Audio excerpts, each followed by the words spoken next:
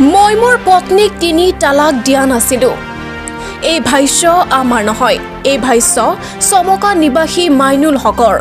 মই ধনৰ বিনিময়ত বটদ্ৰ আৰক্ষীক মেনেজ কৰা নাছিলো।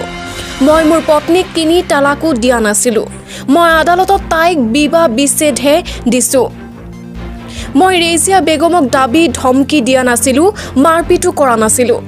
ৰেজিয়া বেগম তাইৰ আত্মীয়ৰ ঘৰত নাছিল, মোৰ ঘৰতেই আছিল। মই কোনো পৰকীয়া প্ৰেম কৰা নাছিলো। আজি বটদ্ৰৰ চমকাত এডল সাংবাদিকৰ আগত এনেদৰে কয় চমকা গাঁৱৰ আব্দুল হামিদৰ পুত্ৰ মাইনুল হকে।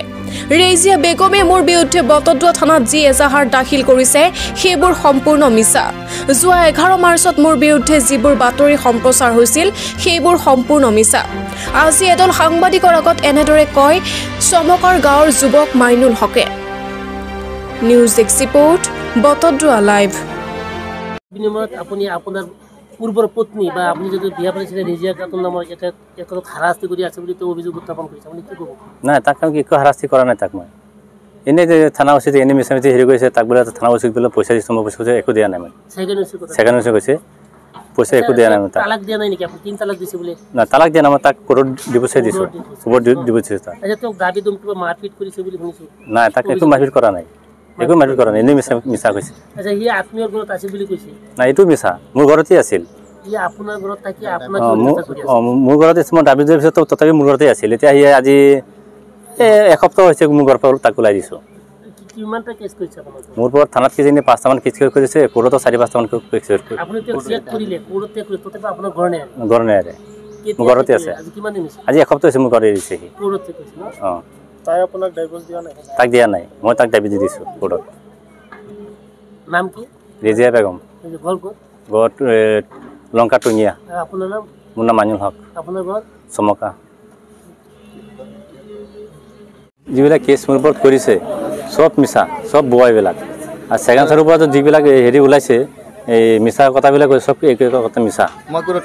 মই টকা পইচা কোনো দিয়া নাই ছাৰক, চব মিছা কথা এইবিলাক। চব চব নিজৰ যিবিলাক কথা চবকেইটা মিছা। এই লোকৰ লগত প্ৰেম প্ৰীতি কৰি থাকে, এইবিলাক ডকুমেণ্টছ মোৰ তাত আছে, মোৰ ৰেকৰ্ডিঙো আছে। সেইবিলাক তথ্য চব মই দিব পাৰিম। পৰীক্ষা কৰি আছে, ৰেকৰ্ডিং মোৰ তাত আছে, এইবিলাক চব মই দিব পাৰিম, তথ্য দিব পাৰিম। আৰু মোৰ গাঁৱৰ সমাজটো একদম বেয়া কৰি পেলালে। না, মই জানো এই বিষয়ে, মই জানো মাইনুল হক মোৰ সম্বন্ধীয় মানুহ হয়। আজি প্ৰায় 6 মাহৰ আগৰ পৰাই দুয়োপক্ষৰ ফালৰ পৰা কেছ মামলা হৈ আছে। বটদ্ৰৱা থানাতে কেছ দুয়োপক্ষই কৰি আছে। ইয়াৰ লগতে মাইকীজনীয়ে বা বোৱাৰীজনীয়ে কোৰ্টতো কেছ কৰিলে কেইবাটাও, ঘোঁৰাকেইদাপি মাৰপিট কেছ 5টা নে 6টা কেছ চলি আছে। তাৰ অন্তৰালত ৰৈ আছে আমি ৰাইজ হিচাপে, চমকাৰ ৰাইজ হিচাপে জানিব পাৰিছোঁ আৰু চাই আছোঁ, দেখি আছোঁ এই বোৱাৰীজনী চৰিত্ৰহীন। আজি 6 মাহ আগৰ পৰাই মাইনুলৰ ষ্টেটমেণ্ট মতে, জবানবন্দী মতে তেওঁক বহুত ধৰণৰ মাইকীজনীক বহুত ধৰণৰ চেষ্টা চলাইছিলে ভাল হোৱাৰ বাবে, কিন্তু মাইকীজনী কোনো ধৰণৰ কথা তেওঁ মানা নাই। তেওঁ দিনৰ ভাগত ঘৰৰ পৰা ওলাই যায়, ৰাতি 10টা, 11টা, 12টাত ৰাতি আহি সোমাইহি।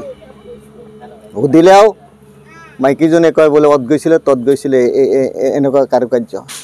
তাৰ পৰিণামত আমি গম পাই আছোঁ যে তেওঁ বিভিন্ন মানুহৰ লগত প্ৰেম প্ৰীতিত ব্যস্ত হৈ থাকে। প্ৰেম প্ৰীতিত ব্যস্ত হৈ থকাৰ বাবদ মাইনুল হকে বহুত ধৰণৰ চেষ্টা তেওঁ কৰিছে, বহুত বাধা বিঘিনি দিছে।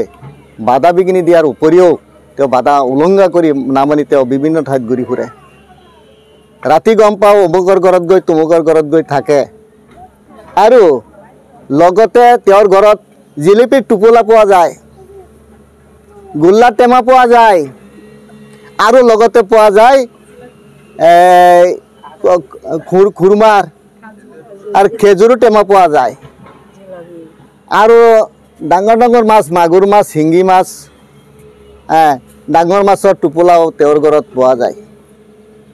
গতিকে আমি অতি আশ্চৰ্য হৈ পৰিছোঁ, যিহেতু এজন দুখীয়া মানুহ ইমান বস্তু বাহিনী, খানা হিচাপে ইমান বস্তু বাহিনী, এজন অফিচাৰৰ নিচিনা তেওঁৰ খানা খোৱা ক'ৰ পৰা আহে? কিন্তু তাৰ অন্তৰালত ৰৈ আছে পৰকীয়া তেওঁৰ সম্পৰ্ক। গতিকে অতি লজ্জাজনক কথা। আমি চমকাৰ সকলো ৰাইজে তাৰ বাবে বহুত ধৰণৰ ভুগিছোঁ। এই মাইকীজনীয়ে সৰুৰ পৰা ডাঙৰ যিমান মতাই হওক মাইকী হওক তাৰ লগত তাৰ ভাল ধৰণৰ সম্পৰ্ক গঢ়ি উঠে। গতিকে আমি ৰাইজে একপক্ষীয়ভাৱে তেওঁক ইয়াৰ পৰা আঁতৰাই দিব বিচাৰিছোঁ। তেওঁৰ মাক বাপেকৰ ওচৰত আমি পঠিয়াই দিয়াৰ কাৰণে বহুত চেষ্টা কৰি আছোঁ, কিন্তু তেওঁ অপাৰক হিচাপে নাযায়। গতিকে আমি উপায়বিহীন হৈ আমি থানাতো কেছ কৰিছোঁ। কেছ কৰাৰ পিছত মাইনুল হকে ডাইভৰ্চো দি দিলে। আমি তেওঁক ঘৰৰ পৰা ওলাই দি পেলাই তেওঁৰ বাপেকৰ ঘৰত যোৱাৰ বাবে আমি বহুত চেষ্টা চলাই আছোঁ। গতিকে তেওঁ চমকা গাঁওখন একেবাৰে বিনষ্ট কৰি পেলালে।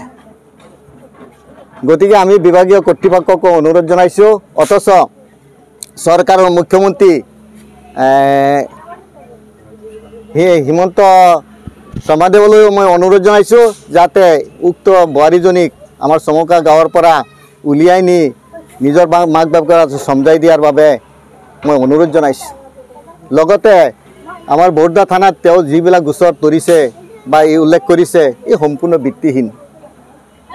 গতিকে মই আশা ৰাখিছোঁ যে আমাৰ বিভাগীয় কৰ্তৃপক্ষই তেওঁৰ বিপক্ষে ন্যায় প্ৰদৰ্শন কৰি উক্ত বোৱাৰীজনীক আমাক চমকা নিকা শুদ্ধ সমাজ এখন গঢ়ি তোলাৰ প্ৰচেষ্টাত তেওঁক ইয়াৰ পৰা আঁতৰাই লৈ যোৱাৰ বাবে মই অনুৰোধ জনাইছোঁ।